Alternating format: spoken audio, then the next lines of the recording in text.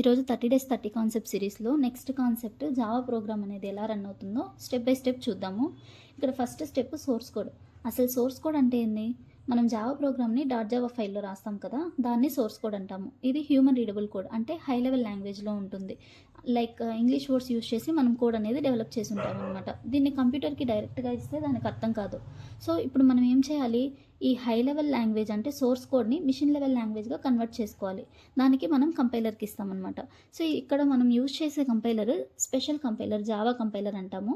ఇది high level language నుంచి byte కోడ్గా convert చేస్తుంది. అంటే డాట్ జావా ఫైల్ని డాట్ క్లాస్ ఫైల్లోకి కన్వర్ట్ చేస్తుంది అనమాట.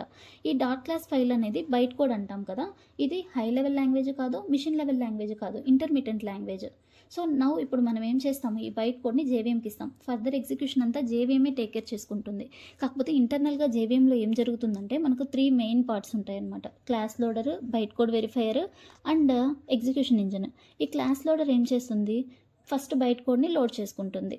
అండ్ బైట్ కోడ్ వెరిఫైయర్ ఏం చేస్తుంది? Security checks, byte code validity కానీ సేఫ్టీ కానీ అన్నీ చెక్ చేస్తుంది.